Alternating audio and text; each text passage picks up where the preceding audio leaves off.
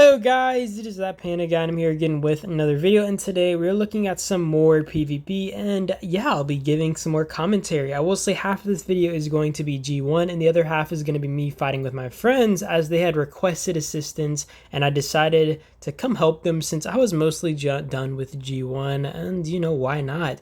And you guys will see a lot of reports here, and we actually rallied this village for a short time. We were rallying towers, and I said, you know, just rally the village. It's a little bit harder to reinforce. I think it's probably better to rally, right? And you know, it was kind of true, but it's also like the field presence is really annoying, especially when you have like a lot of whales pushing the field to give you a hard time compared to a tower where they don't really care, because I mean they don't need field presence. So it's a little bit annoying, a little bit resource taxing, and we quickly canceled that. And we do have Samuel end up rallying after that, because I guess he got on and saw us rallying and he was like, no, no, no, let me lead, let me lead.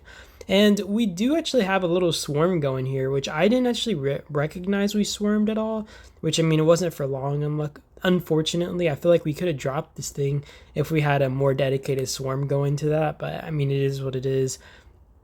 Holding the field was a tough one. You know, you have too many H&B players just rushing the field, and even if we're able to, you know, overwhelm the numbers, they just have I guess closeness advantage, right? Like they can refresh a lot more over here, and we're kind of stranded. And I actually got kind of put in a bad spot here, and I kind of fended on my own for a little bit. Like I would get picked off a bit and I'd have to wait for help because I didn't want to just leave people, you know, running in, but I couldn't just you know, I couldn't just take them one-on-one because, you know, I'm not a whale. And when you consider like a normal player fighting a whale, it's definitely tough. Like if I have 200k troops versus 300k troops, because all these people can use expansions, it's just really hard and it makes my job that much worse. Besides the fact that I'm actually just totally outgeared. You know, my gear is obviously minuscule in comparison.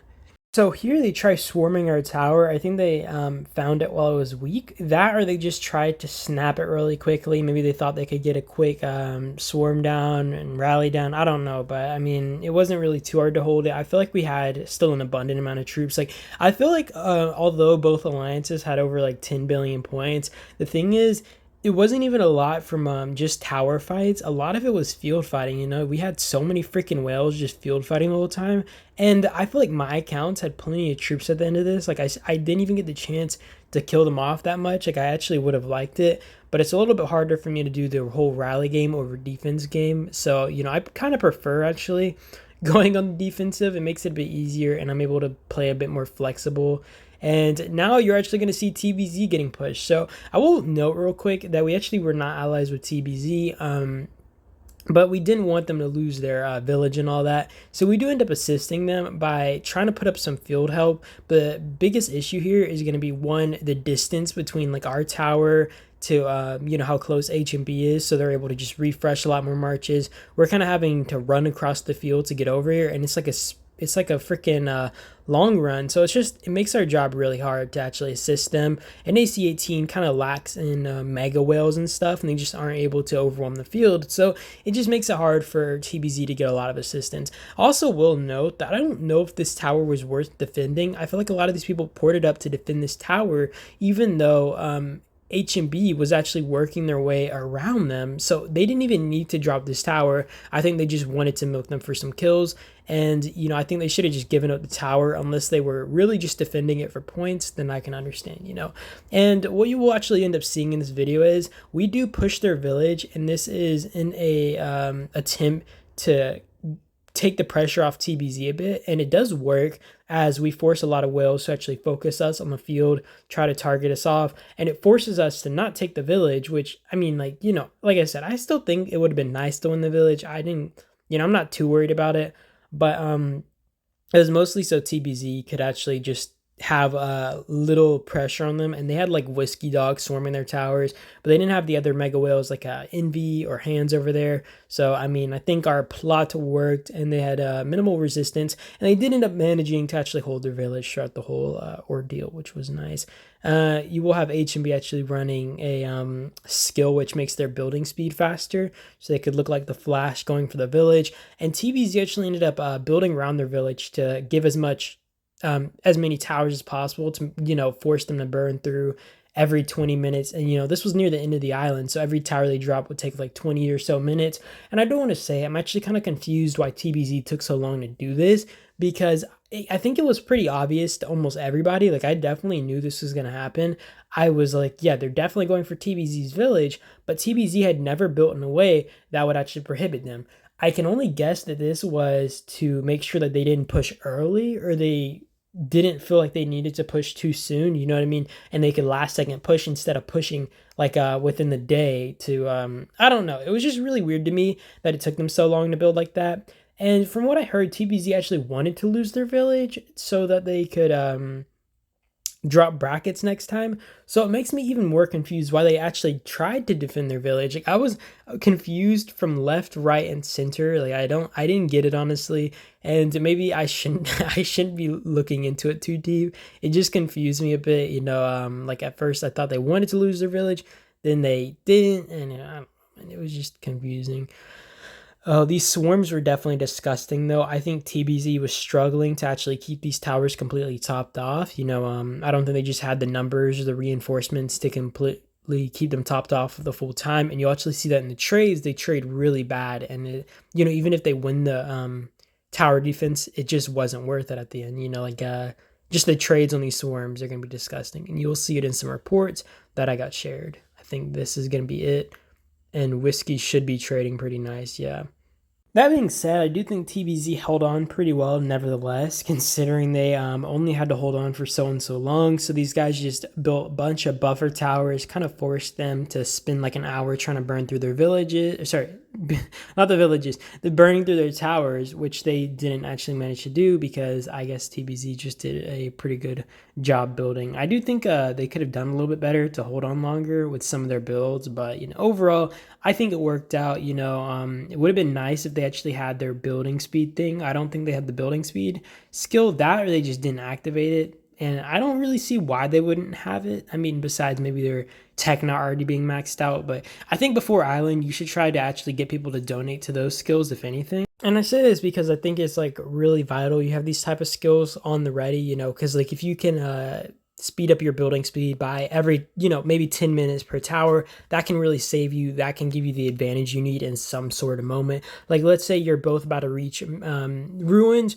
and you use this building speed, boom, you can somehow either manage to have the majority of the ground around ruins, like the tower builds around ruins, or you can completely capture it before your enemy even has a chance to completely even connect at all, right? And I feel like just taking advantage of some of these skills can be huge. Like even the garrison expansion one, that'll make the losses that you're taking that much better. And sometimes you need that, like being able to jump from the 1.5 million troops to 1.8 million troops. Not only does this just give you a considerable advantage over like a rally that has 1.5 million versus your 1.8 million, this also means that whereas like maybe you'll drop normally to 1.2 million before you get full reinforcements again. This case, you only need to drop to maybe 1.5 million before you get your full reinforcements again, because then people have more leeway and, the trades are obviously going to be better because you have more troops in there. So overall, I think it's just nice to have these skills saved up. So maybe a week before Island, getting people to donate to these skills would be pretty nice. If you aren't max technology, like I get some people are like, well, I just want to keep focusing on the normal technology because I need it. But I think these skills will pay off, Either way, I'm just blabbering.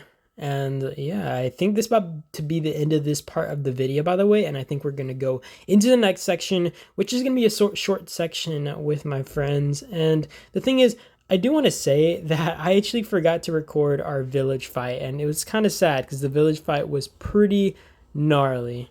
Also, this was the end of the island basically in G1. We stopped the village rally because I think that we island was about to end and we said, all right, we're good now. And I think TBZ was, good with their village. So we were like, we don't need to keep rallying this thing. And yeah, that's about it to G1. I hope you guys enjoyed that whole little series for this time around. And now we are looking at G47, and this was with my friends. And it does say Prime, but I do want to note that this isn't the original Prime I was in, just renamed now. And this is another alliance. But I was fighting with these guys. We were running some rallies. I kept trying to give commands, and the thing is, I think LRG in this case made a big mistake, right? So we had a rally coming in, and I'll say this because I think LRG might watch this video, and hopefully he can understand. Because I actually made him a video after I saw some of the mistakes he made. So for LRG's case, we had like a rally running, and the thing is, right before the rally hit, he actually swarmed the tower, and this was a big mistake because you want the rally to hit the tower first, not only because you just well, honestly, I'm just going to say like straightforward, right? You want the rally to tank, and if you're going to be swarming the tower in any case, you don't want your marches to have 200k or even 300k troops to be tanking the main majority of the damage. You want them to only be getting hit by counter damage. I also saw in many cases where this dude would send, he would just straight attack a tower that's maybe a minute away, right? And then his rider march would hit first because it's the closest. You want to actually gather your troops nearby the tower. You don't want to just attack it from far away because sorry guys, I had to cut myself off, but I was basically saying because you don't want your rider march to be hitting first. If you're marching from far away, obviously your rider march is faster, and it's just like you don't want your non-tanky march to hit first because infantry is generally the tankiest unit. Not only the unit itself, but the heroes themselves are just more suited for being the tanking unit. And if you guys don't know, the units, hitting from the side are only taking that counter damage, and that's what you want them to really be taking, unless, obviously it's someone like Lewis who is hitting them with AoE. But even then, the main squad that hits first is taking the main majority of the damage. That's why you'll see me recommend sending a tank in to hit first, and then you have your other marches swarm it with it. So I just wanted LRG to kind of do better with that. I saw him doing that on a lot of occasions, giving him a lot more losses than necessary. So also it was a pretty fun fight over here. I think Prime was kind of overwhelmed might wise, but they did have the bigger players, making like any rally trades kind of considerably better. Also just an advantage on heroes and all that. And when it came down to the outpost fight, I didn't actually get any footage of that, but it was really intense, and we had to swarm the field in a lot of numbers. And basically what they were trying to do was they were trying to swarm the outpost, and they ignored anybody holding the field, while we had our two bigger players, Maverick and LRG, swarming the outpost.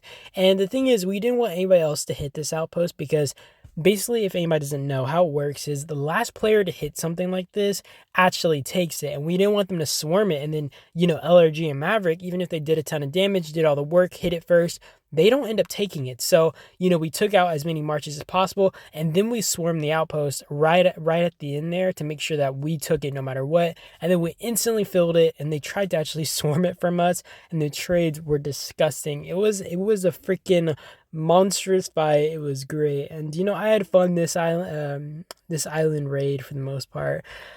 And that is it to the video. I do appreciate you guys as always for watching. I hope you guys enjoyed, and I hope you guys just have a good day or night, and I'll leave you guys to just watch the little bit of the footage that's left over. So I'll see you guys, and you have a good one. Peace.